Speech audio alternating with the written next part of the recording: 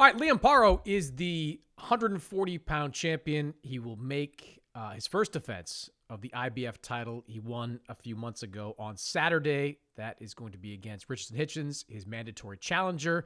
And Liam, Sergio and I were talking about this earlier in the week. Like, for the last couple of years, it feels like you have been criminally underrated. And I'm not just saying that because we're talking right now, but you look back at some of the fights that you've had, whether it's against Montana Love or the fight that you were booked for to face Regis Prograis or the fight that you took against Subriel Matias. In all those fights, you were kind of like the B-side in some way. Like, some people probably expected you to lose those fights. And yet, every time you've gone out in the ring, you've performed spectacularly. Against Montana Love, you dominated. You took the fight straight to the bully in Subriel Matias. Do you think you're finally starting to show kind of the world at large exactly what you're capable of? Yes, most definitely. And that's just Aussies in general. We get overlooked, but look, we're just showing the world what we know and what we're capable of, and we've been getting these platforms and the opportunities to do it with unbelievable and very credible opponents. And yeah, look, I am starting to get the recognition, but still, I don't care what it is. I know what I'm capable of. At the end of the day, I see every fight as a 50-50 fight. It's boxing. One punch can change the outcome of it all. So, A side, B side, it doesn't matter to me. I just know what I can do in the ring. And, like I go back to my coach, Alfie DiCarlo. I've got the best coach in the game. I've said this right from day dot. The game plans he comes up with are phenomenal, and it's just up to me to execute them. And I think if I can execute them to the way we train them, then I think I'm going to be very hard to beat for a long time to come. And it's no different coming to Saturday night. Anyone that joins camp with us sees how hard we really work and know that we're not here by luck. Yeah, I keep going back to that Prograis fight that was supposed to happen a year and a half ago. And that was the first fight in Prograis' matchroom deal. And usually in the first fight, you get a fight that you're expected to win. But now, having seen you these last couple of years, like, you would have won that fight. I think it's pretty safe to say you would have won that fight. Oh, most definitely, and that was very heart shattering. That was my first shot at a world title, and that's the dream you have from a kid. And injury ruled that out. And like I said, God has a plan. You just got to stay positive. But in saying that, everything happens for a reason, because I believe the way I won the title against Subriel Matias, the magnitude going into the Lions Den, I think that was a better way to win the title. I argue, like, you can't argue that point there with the opponent I had in front of me. So, like I said, it all happens for a reason. I just had to stay disciplined, had to stay motivated to my craft and look at the end result. And it all paid off now. And now I've got that target on my back. And honestly, if anything, it's just made me hungrier, because I know the long, hard road it's taken to get here. So guys thinking they're going to take that from me is, yeah, it's just a whole different story now. It's a different hunger, and I love it. I just love it. I'm enjoying every minute of it. Take me back to that night against Matias, because you used the phrase Lion's Den. I think that's fair, because you were in Subriel Matias's backyard. It was a homecoming fight for him. Not only was he winning fights, but he was destroying some decent guys, good fighters that he was beating them down, making them quit.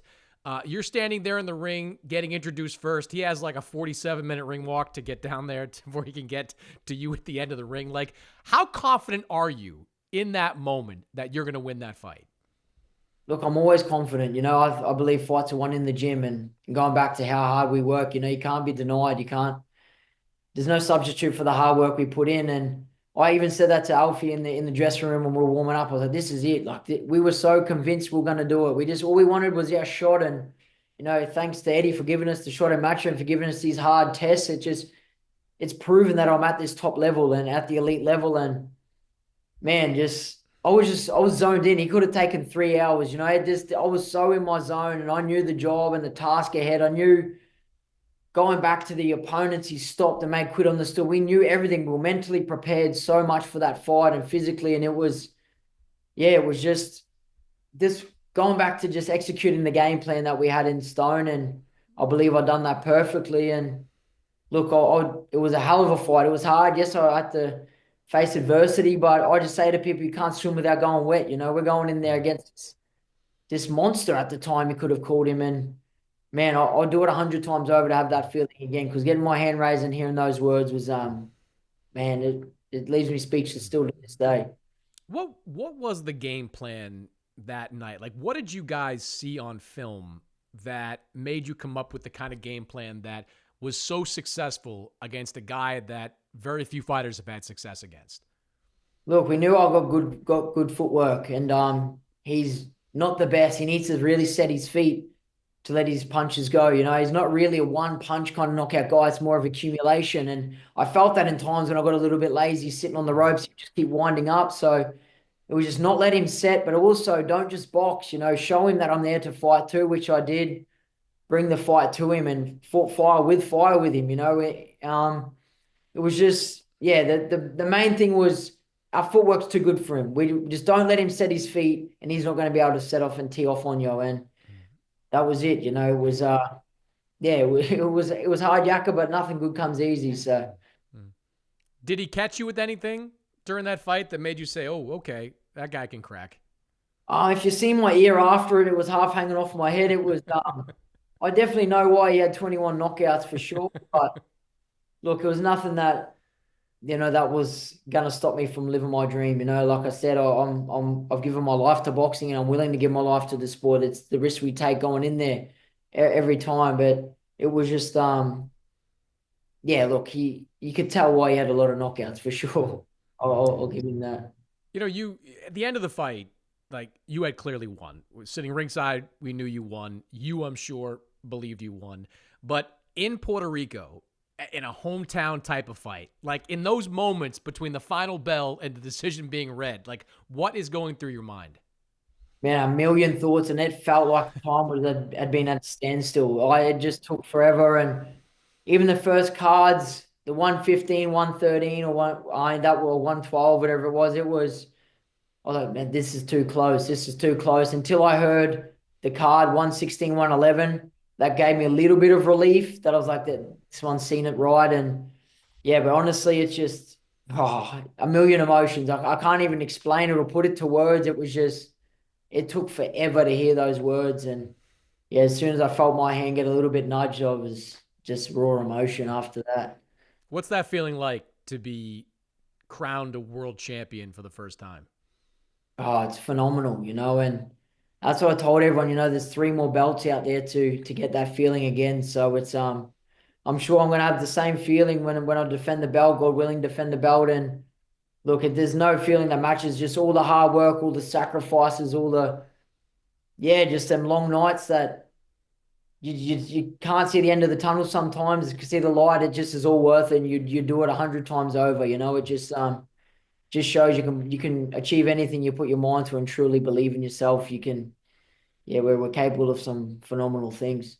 You knew that you had this mandatory after the fight, and the IBF is one of those sanctioning bodies that makes you take these mandatories. They have their rules and they're going to follow them. But at the same time, when I spoke to you in the ring, like you wanted a big fight in Australia, you wanted something big to come from this event. Like, take me through the months that followed. Were there fights that you wanted that you couldn't get? Was it just you had to take this fight and there was no two ways around it? What were those the next couple of months like? No, well, we called upon this mandatory. I was asking for the big names, the other belts, and no one bit. Honestly, it was just down to that. We were back and forth a few months. Well, my team was my management, and it just just nothing was eventuating. And I want to be a busy champion. I've said that right from the start, and we thought we're going to have to face our mandatory sooner or later, and we thought sooner rather than later. And he was already faced to fight Pedraza in Puerto Rico. Hence the reason why I'm back there. And I think it just made sense. I just want to fight. I wanted to fight before the end of the year and keep busy. And like I said, I'd rather sooner than later. And yeah, I'm keen to share the ring with Hitchens. He's a good fighter, but I believe we've got the tools to prove to the world again that we're at the top of this division. You brought this up immediately during the face-off we did a couple of months ago with Hitchens, that Hitchens wasn't putting his hand up to face Matias. He's been the mandatory for a little while, and he wasn't putting his hand up to take that fight. He quickly said he wanted to take one against you. What did you make of that? That, he doesn't want to fight Matias, but hey, he's ready to get into the ring with you. Look, I don't know. He just talks a lot. That's all I got from that guy. I honestly don't. I believe he doesn't believe what he says. He's just trying to hype himself up. I said that at the face-off, and look, we're days away from seeing that. I think, and then just seeing what he's really about. Everyone knows I don't speak too much. I'm all about the action. I'll fight anyone, anywhere, and yeah, it's just he was mandatory. I was the only guy I put my hand up to fight Matias, and going back to him saying that it wasn't rocket science to beat him just makes me laugh because everyone knew he was running with his tail between his legs for that fight. And look, if he's overlooking me and confident, that's what we want. It's just going to be he's going to soon realize that I'm a battle tested elite 140-pound champion, and I'm not going anywhere anytime soon. You've got a game plan, of course. You're not about to reveal that game plan here, but I got to imagine that you and your team have gone to school on what happened in that Lemos fight, where a pressure fighter like Lemos was able to have success when he got on the inside, forced Hitchens to fight off his back foot. Watching that fight, like, were there some things you were learning about what's effective against this guy?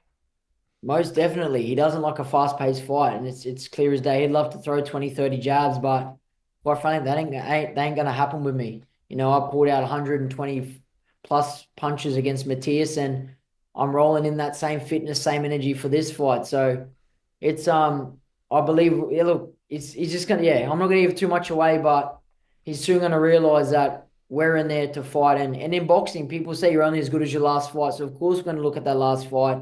He was talking about his weight cut. He didn't take it seriously and whatnot, the 10-pound rule. All I hear is excuses, and he's trying to pepper the blow right already.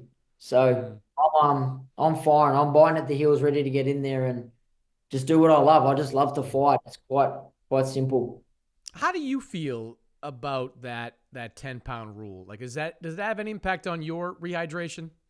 Not at all. I got the best nutritionist in the world in Geordie Sullivan. So, and that's it. I'm a professional boxer. It's part of being professionals, making the weight comfortably, and we make it perfect. We're still eating good now. So, yeah, I'm ready to go. I could fight today. Mm.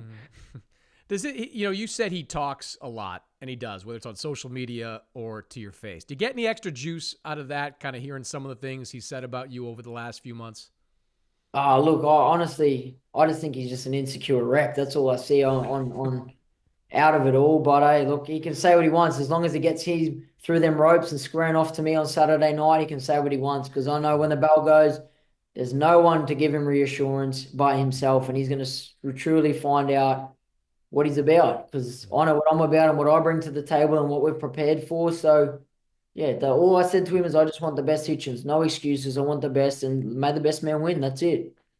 It was great for you to win that world title for the first time in enemy territory. But what was it like to go home, to go back to Australia as a world champion? What kind of reception did you get? I was unreal. It was a Friday night there at 9 p.m. on in at the airport in Brisbane, which is huge for people.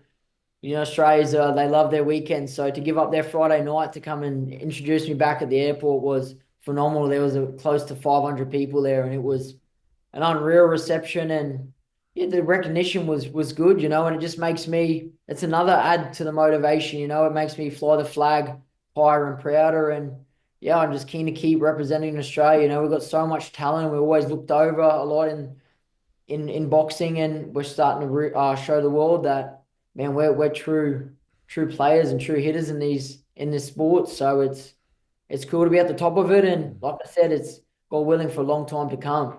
Yeah, are you sensing kind of a revival in Australian boxing? We see Matchroom investing in Australia. I've signed a couple of guys from there. You, of course, are a world champion. We know what George did out there after winning that world title from Teofimo Lopez. Are you sensing when you're out there kind of a revival of sorts in boxing?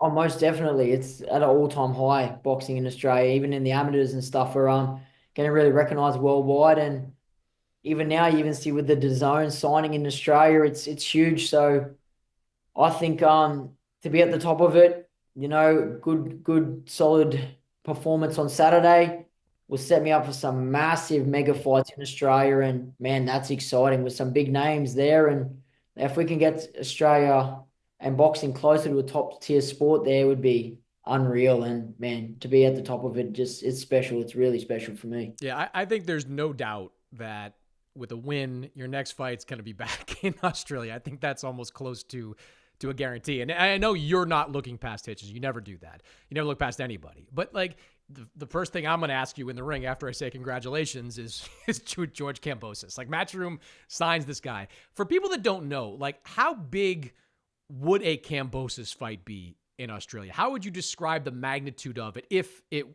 all came together and it were to happen?